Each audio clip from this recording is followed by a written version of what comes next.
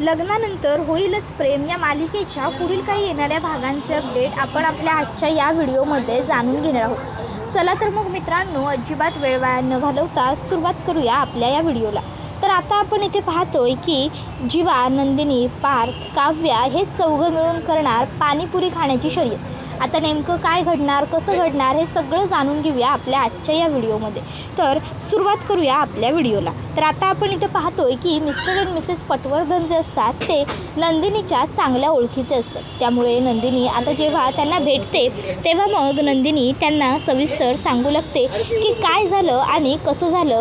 मग आता नंदिनी त्यांना सांगत असते, ॲक्च्युली माझे मिस्टर जीवा म्हणजेच जीवा यांना आनंद निवासचा जो मालक होता त्यांच्याबरोबर भास्कर काका नावाचा एक व्यक्ती होता, त्या दोघांनी मिळून फसवलं, त्यांना लुबाडलं आणि मग खोटं बोलून त्यांच्याकडनं आनंद निवासच्या कागदांवरती सह्या करून घेतल्या। आणि मग नंतर त्यांनी जीवांना ब्लॅकमेल करायला सुरुवात केली की तुम्ही आता आनंद निवास रिकामं करायचं म्हणून। काहीही झालं तरी मी ती वास्तू खूप कष्टांनी मेहनतीने उभी केली आहे, ही गोष्ट जीवाना अगदी व्यवस्थित माहीत होती। त्यामुळे जीवाना काहीही केलं तरी ती वास्तू रिकामी करायची नव्हती। इकडनं तिकडनं त्यांच्या नावावरची जमीन प्रॉपर्टी विकून त्यांनी पैसे उभे केले, पण शेवटी त्यांना काही लाख कमी पडत होते आणि ते लाख रुपये मिळवण्यासाठी त्यांना हा आजीचा हार विकावा लागला। आणि मग नंतर जेव्हा ही गोष्ट घरामध्ये सगळ्यांना कळली तेव्हा घरातले सगळे जीवांवर नाराज झाले। अर्थात सगळ्यांचं चिडणं हे स्वाभाविक होतं। जीवा आजींचे लाडके म्हणून आजींनी जीवाला भेटवस्तू म्हणून तो हार दिला होता आणि आजींचा आशीर्वाद जीवांनी असा मोडून दिला, ही गोष्ट कोणाला आवडली नाही, म्हणून ते सगळे रागवले होते आणि त्यामुळे जीवा सध्या खूप जास्त नाराज राहू लागले। जीवा खूप जास्त दुखावून गेली आणि म्हणूनच खरं तर मला तो हार परत मिळवायचा होता आणि म्हणून खरं तर मी एवढे सगळे कष्ट केले आणि तुम्ही तो हार द्यायला तयार झाला आहे मला, हे बघून तर मला खरंच खूप म्हणजे खूप बरं वाटलं। तुमचे माझ्यावर खरंच खूप ऋण राहिले। आयुष्यभर मी तुमचे उपकार कधीही विसरणार नाही। कायम तुम्हाला जेव्हा कधी गरज भासेल तेव्हा मी तुमच्या मदतीसाठी नेहमी उभी असेन, तयार असेल। कारण शेवटी आज तुमच्यामुळे मला माझा नवऱ्याचा आनंद, माझ्या नवऱ्याचा सन्मान परत मिळणार आहे। तुमच्यासाठी हा फक्त एक सामान्य हार आहे, पण माझ्यासाठी या हाराची किंमत या पैशांहून ही कितीतरी जास्त आहे। कारण हा हार माझ्या नवऱ्याच्या आजीने त्यांना लाडाचं गिफ्ट म्हणून, भेट म्हणून दिला होता आणि त्या हारामुळे माझ्या घरात किती सर्व गोष्टी घडून गेल्या आहेत हे फक्त मला माहिती आहे। त्यामुळे मी तुम्हाला रिक्वेस्ट करते की तुम्हाला जी काही रक्कम हवी आहे ती सगळी तुम्ही घ्या आणि हा हार मला द्या। मग मिस्टर अँड मिसेस पटवर्धन नंदिनीला तो हार परत करून टाकतात। मग नंदिनी तो हार घेऊन घरी आलेली असते। आता संध्याकाळी जेव्हा सगळेजण एकत्र बसलेले असतात, नंदिनी त्यावेळी हार सगळ्यांना दाखवते आणि म्हणते की हा बघा, आजीचा हा हार मी परत मिळवणार असं म्हटलं होतं आणि आजींचा हा हार मी परत मिळवून सुद्धा दाखवला। जीवा, तुमच्यासाठी मी काहीही करू शकते। आणि मग आता तो हार बघून घरातल्या सगळ्यांनाच खूप आनंद होतो। जीवाला तर खास करून खूपच जास्त आनंद झालेला असतो। आता नंदिनी म्हणत असते, बरं जीवा, आता हा हार तुम्ही तुमच्या हातांनी बाबांना दाखवा। त्याबरोबर मग विक्रम हा जीवाच्या हातातला तो हार बघतो आणि खुश होतो। तर आता नंदिनी ही जीवाला म्हणत असते, जीवा आता तरी खुश आहात का? जीवा होकारार्थी मान हलवतो। नंदिनीला मालिनी काकू विचारतात की तू हा हार मिळवलास कसा? त्यावर नंदिनी म्हणते, मी पेपरात जी जाहिरात दिली होती ना, ती जाहिरातच त्या NRIने बघितली आणि त्यांनी मला कॉल केला आणि ते NRI माझ्या ओळखीचे होते, मिस्टर अँड मिसेस पटवर्धन, आणि मग त्यांनी मला हार सहज पद्धतीने दिला असं नंदिनी सांगते। आता ती पुढे म्हणत असते, शेवटी जे नशिबात असतं ते मिळाल्याशिवाय राहत नाही असं आता तिने म्हणाल्याबरोबर सगळेजण आनंदाने हसतात। नंदिनी म्हणते, जीवा आता हार परत मिळाला आहे म्हणजे जमके सेलिब्रेशन तर झालंच पाहिजे आणि या सेलिब्रेशनचं ऑर्गनायझेशन तुम्हालाच करावं लागणार। त्याबरोबर लगेचच जीवा म्हणतो, अरे बोल ना बाई, तुला काय करायचं आहे ते सांग, तुला सगळं मिळणार आहे जीवाकडनं, तू जीवाला सगळ्यात मोठा आनंद दिला आहेस। त्यावर मालिनी काकू म्हणतात, हो आनंद, हळू जरा हळू, खाली ये माझ्या बाळा, खाली ये।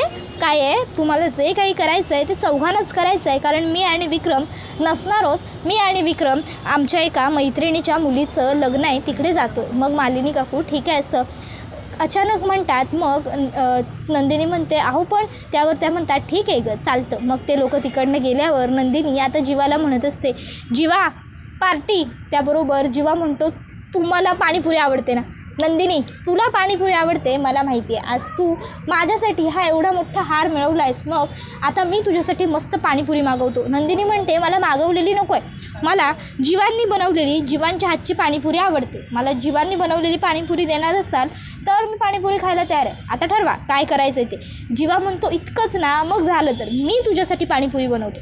मग जीवा आणि पार्थ हे दोघं मिळून छान पाणीपुरी बनवतात. मग नंदिनी म्हणते आता आपण 2 टीम पाडूया आणि बघूया कोण जास्त पाणीपुरी खातं ते. त्यावर पार्थ आणि जीवा म्हणतात अरे चालेल ना, पाडा टीम, मी सगळ्यात जास्त पाणीपुरी खाऊ शकतो. त्यावर नंदिनी म्हणते ठीक आहे, मग मी आणि काव्य एका बाजूला आणि तुम्ही व जीवा दुसऱ्या बाजूला. पार्थ चालेल, बघूया कोण जिंकतं. मग आता ते लोक पाणीपुरी खायला तसे उभे राहिलेले असतात. आता सगळेजण पटापट पाणीपुरी खाऊन चाललेले असतात. इतक्यात नंदिनीचा फोन वाजतो. नंदिनी म्हणते मी आलेच, हा तुम्ही बोला. आणि मग आता नंदिनी ही मी फोन वाजतोय आले म्हटल्यावर जीवा म्हणतोय नाही, असं चिटिंग नाही करायची, तू पाणीपुरी खा पहिली. नंदिनी म्हणते ठीक आहे. आणि मग नंदिनी फोन तसाच वाजू देते आणि स्वतः पुन्हा पाणीपुरी खाऊ लागते. पण फोनवर आता पुन्हा एकदा तो फोन आलेला असतो आणि तो फोन अननोन नंबरवरून आलेला असतो. नंदिनी म्हणते जीवा मी एकदा जरा बघून घेते कोणाचा फोन आहे, कदाचित महत्त्वाचा फोन असेल म्हणून पुन्हा त्यांनी फोन केलेला आहे, मी आलेच ना पटकन. आणि मग नंदिनी आता लगेचच फोन घेण्यासाठी तिकडनं बाजूला जाते, कारण हे तिघंजणं इकडे कल्ला करत असतात आणि नंदिनीला सुद्धा त्या तिघांना डिस्टर्ब करायचं नसतं खाताना. मग आता इकडे जीवा आणि पार्थ हे एकमेकाला सांगत असतात की जोवर काव्याची पार्टनर म्हणजेच नंदिनी येत नाही तोपर्यंत आपल्या हातामध्ये मोठा चान्स आहे, आपल्याला तोवर भरपूर पाणीपुरी खायची आहे आणि जिंकण्यासाठी आपले जे गुण आहेत ते वाढवायचे आहेत. जीवा कीप इट अप असाच खात राहा, जीवा खात राहा. तर जीवासुद्धा म्हणत असतो अरे दादा, तू मला चेअरअप करण्याच्या नादात स्वतः खायचं विसरू नको, तू सुद्धा खात राहा. नंदिनी लगेच फोनवर बोलून येईल, कारण नंदिनीला पाणीपुरी खूप आवडते आणि जर ती आली तर आपण मात्र हरू, लवकर खा. त्याबरोबर जीवा आणि पार्थ पाणीपुरी पटपट खायला लागतात. मग आता इथे काव्याला सुद्धा त्या दोघांना जिंकू द्यायचं नसतं, काव्याला जिंकायचं असतं काहीही झालं तरी. मग आता काव्या ही सुद्धा पटापट पाणीपुरी खायला सुरुवात करते आणि पटापट खाल्ल्यामुळे काव्याला आता घशात अडकल्यासारखं होतं आणि जोरात एकदम ठसका बसतो. आता काव्याला इतक्या जोरात ठसका लागल्याबरोबर काव्या जोरात खोकलायला लागते. काव्याचा ठसका काही केल्या थांबत नसतो. आता काव्याला ठसका लागला ही गोष्ट जेव्हा पार्थच्या लक्षात येते, पार्थ लगेचच पाणीपुरी खायचा थांबतो आणि काव्याच्या जवळ येतो. आता तो काव्याच्या पाठीवरती हात ठेवतो आणि काव्याला म्हणतो वर बघा काव्या, बरं वाटेल, वर बघा. आता काव्या ही वरती बघायला लागते, पण काव्याचा ठसका काही थांबत नसतो.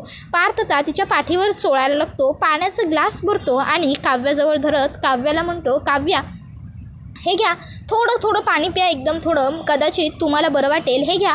पण आता काव्या पाण्याचा ग्लाससुद्धा हातात धरत नसते, कारण काव्याला खूप जोरात ठसका लागलेला असतो. ते तिखट पाणी जे असतं त्याचा तिला म्हणजे ठसका लागलेला असतो इतक्या जोरात, ते तिखट तिला वरती आलेलं असतं आणि मग आता तिला खूप त्रास व्हायला लागतो. तिच्या डोळ्यातनं आता अश्रू आलेले असतात. ही गोष्ट जीवाला बघवत नाही.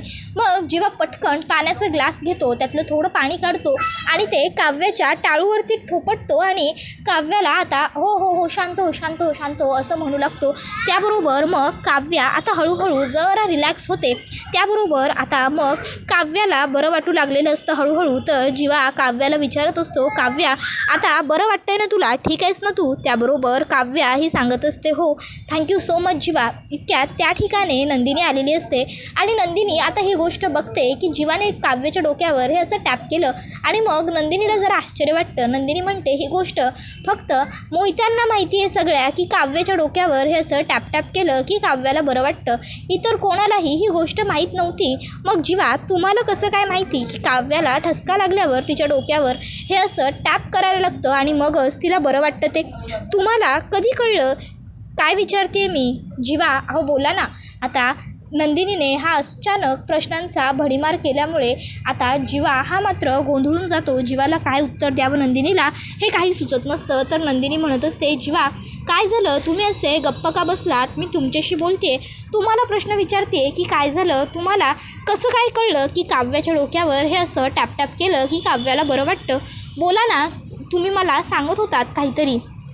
आता नंदिनी इतके प्रश्न विचारायला लागते पण जीवाकडे उत्तर नसतं. नंदिनी म्हणते अहो बोला. मग जीवा म्हणतो अगं हो तेच सांगतोय, आठवू तर देशील कधी कळलं होतं मला ते स्वतःला? ते हां आठवलं, अगं एकदा ना किचनमध्ये काव्या काहीतरी काम करत होती आणि अचानक तिला मिरचीचा जोरात ठसका लागला.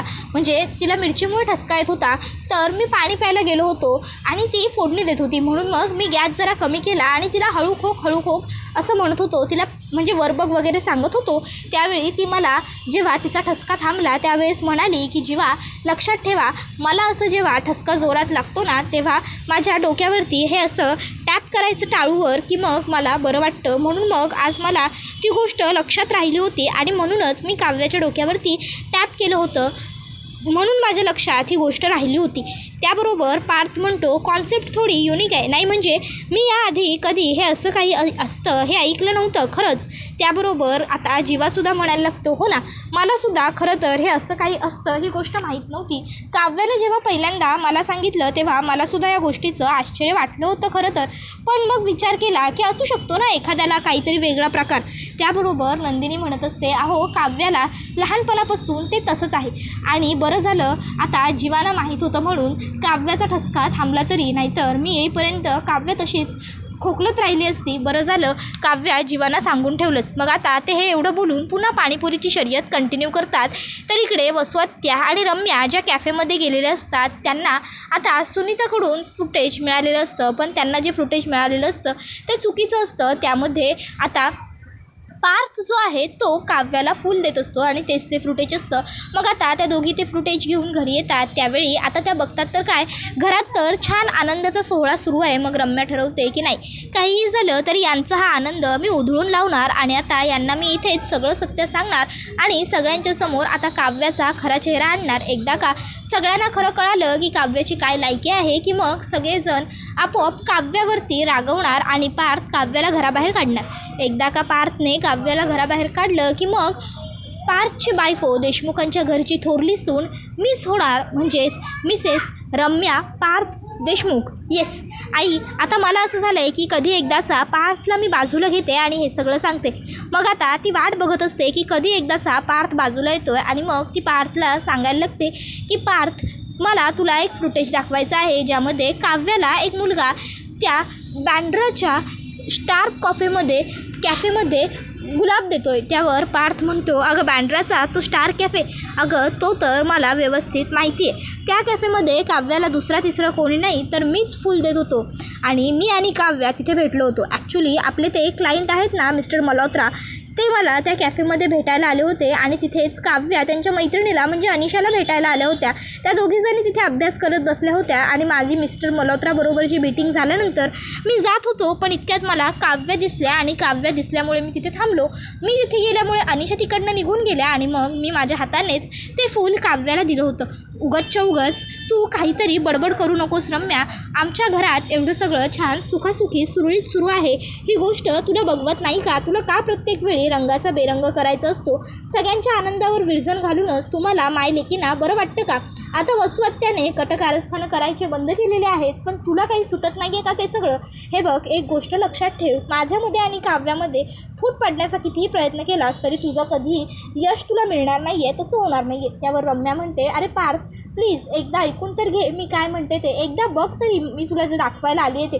त्याबरोबर पार्थ म्हणतो ठीक आहे दाखव, काय दाखवायचं आहे तुला? त्याबरोबर मग आता रम्या ही लगेचच ते फुटेज सुरू करते आणि म्हणते बघ. तर आता पार्थ ते फुटेज बघायला लागतो. आता रम्याच्या हातामध्ये लॅपटॉप असतो त्यामुळे तिला दिसत नसतं की नक्की लॅपटॉपवरती PC वरती काय सुरू आहे. पार्थ ते फुटेज बघत असतो. त्यावेळी रम्या आता पार्थला म्हणायला लागते की बघितलंस का पार्थ, आता तरी पटलं ना तुला मी जे म्हणाले तेच खरं आहे म्हणून? अरे ही खोट्यारडी मुलगी आहे, एक नंबरची, फसवते तुला, डबल डेट करते तुला. त्याबरोबर पार्थ आता रम्याला म्हणतो रम्या तोंड सांभाळून बोल, माझ्या बायकोबद्दल फालतू बोलताना लाज वाटत नाही का गं तुला, निर्लज्ज मुली, आणि काय बडबडतेस तू, हे बघ. आणि मग तो रम्याच्या हातातलं लॅपटॉप खेचतो आणि जोरात रम्याला दाखवतो आणि म्हणत असतो हे बघ, इथे काव्याबरोबर जो मुलगा दिसतोय तो मीच आहे ना, की आणखीन कोणी दुसरं दिसतंय तुला? उगाचच्या उगाच बडबडायचं म्हणून काही बडबडत जाऊ नकोस तू रम्या. कधीतरी बोलताना विचार करत जा, पूर्ण विचारपूर्वक एखादी गोष्ट बोललीस ना तरच त्या गोष्टीला अर्थ उरतो. कधी काय बोलायचं, कधी कुठे काय विचारायचं, काय सांगायचं हे तुला अजिबात कळत नाही. मूर्ख आहेस तू या बाबतीत एकदम. ढ म्हणतात ना ते ढ आहेस तू, ढ.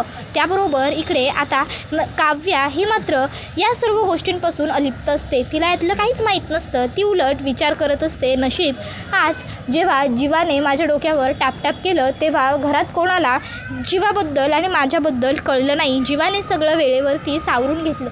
पण हे असं सगळं किती दिवस सुरू राहणार, किती दिवस सगळं व्यवस्थित राहणार मला काहीच कळत नाही आहे देवा. हे सत्य जे असंच कायम कुलुपाआड बंद आहे, पेटीच्या आड दडलं आहे, ते कायम तसंच राहू देत. कारण जर ते सत्य बाहेर उघड झालं तर मग मात्र सगळं अवघड होऊन बसेल आणि ते आम्हाला सहन होणार नाही, दोघांनाही झेपणार नाही आणि आमचे संसारही मोडले जातील, पार तुटून जातील. नंदिनीताईचा विश्वास गमावला जाईल. तर दुसरीकडे आता जीवा हा सुद्धा त्याच्या खोलीमध्ये आलेला असतो आणि खोलीत येऊन तो आता विचार करायला लागतो की चला एका अर्थी नशीब नंदिनीला काही खरं कळलं नाही. जर नंदिनीला खरं कळलं असतं तर खरंच खूप महागात पडलं असतं हे सगळं आणि खूपच अवघडसुद्धा होऊन बसलं असतं. थँक गॉड वेळेवर मला थाप मारायची सुचली आणि मी खोटं बोललो. नंदिनीने ॲक्च्युली माझ्यासाठी एवढा माझ्या आजीचा हार परत मिळवून आणला आणि मी मात्र त्याच नंदिनीचा सतत खोट्यावर खोटं बोलून विश्वासघात करतो आहे. पण माझ्याकडे काहीच पर्याय नाही आहे. जर मी नंदिनीला सगळं खरं सांगायला गेलो, मी तिला हे सांगितलं की माझ्यामध्ये आणि काव्यामध्ये काय रिलेशन होतं किंवा मला हे सगळं कसं कळालं, तर तिलासुद्धा खूप मोठा धक्का बसेल आणि मग त्यामुळे नंदिनी ही स्वतः खूप जास्त पॅनिक होऊन जाईल. तिला कळणार नाही की मी हे सगळं का केलं म्हणून. त्यामुळे काहीही झालं तरी मला नंदिनीला ह्या गोष्टी कळू द्यायच्या नाही आहेत आणि त्यासाठी थोडं खोटं बोलावं लागलं तरी नंदिनी मला माफ कर, मी बोलेन तुझ्याशी तेवढं खोटं. इतक्यात नंदिनी त्या ठिकाणी आलेली असते आणि जीवाला कुठल्या तरी इतक्या मग्न विचारात हरवलेलं बघून नंदिनी विचारते, जीवा काय हो, काय झालं, तुम्ही एवढे कोणत्या विचारात हरवलेला आहात. त्यावर जीवा काही बोलणार इतक्यात नंदिनी म्हणते, मी गेस करते, मला माहिती आहे आजींचा हार मिळाला याच विचारामध्ये तुम्ही मग्न आहात ना. जीवा बरोबर बोलते आहे ना, मी खरं ओळखलं ना तुमच्या मनातलं. त्यावेळी जीवा म्हणतो, हो अगदी खरं ओळखलं मी तुमच्या मनातलं, तू माझ्या मनातलं. मी आजीचा हार तू मिळवलास म्हणूनच खुश आहे, मी खूप खुश आहे नंदिनी. आज तुझ्यामुळे माझ्या आजीचा हार मला परत मिळाला आहे आणि मला या गोष्टीमुळे खूप भारी वाटतं आहे, अगदी खूप भारी. Nandini thank you so much. तुला माहिती नाही आहे तू आज मला केवढा मोठा आनंद परत मिळवून दिलास. मी तुला आनंद निवास मिळवून दिलं तेव्हा तुला जेवढा आनंद झाला होता ना, तेवढाच आनंद तू मला हा हार मिळवून दिल्यावर झाला आहे. त्याबरोबर नंदिनी म्हणते, हो ना जीवा, मग आता मला पुन्हा माझे पूर्वीचे जीवा परत हवे आहेत. मस्तीखोर, खेळकर, आनंदी कायम राहणारे, सगळ्यांना त्रास देणारे, सगळ्यांची फिरकी उडवणारे, सगळ्यांशी हसून खेळून मिळून मिसळून राहणारे, सतत हसणारे जीवा मिळतील ना मला आता जीवा ते जीवा परत. त्यावर जीवा होकारार्थी मान हलवतो. त्यावर नंदिनी म्हणते, फक्त मान डोलवू नका, तसेच वागासुद्धा आणि लक्षात ठेवा पुन्हा ते जीवा कुठेही हरवता कामा नये. कारण या नंदिनीला, या चकाचक बाईला फक्त तेच जीवा आणि तोच पसारेवाला आवडतो, कळलं ना. त्याबरोबर मग लगेचच जीवा हसतो. तर दुसरीकडे आता पार्थ आणि काव्याचं सुद्धा सगळं छान सुरळीत सुरू असतं. कारण पार्थने आता रम्यावर विश्वास न ठेवता काव्यावरच विश्वास ठेवलेला असतो आणि रम्याचं जे गुपित असतं, जे तिला पार्थसमोर आणायचं असतं काव्याच्या बाबतीतलं, ते तिला आणताच आलेलं नसतं. त्याबरोबर हा व्हिडिओ इथेच संपतो.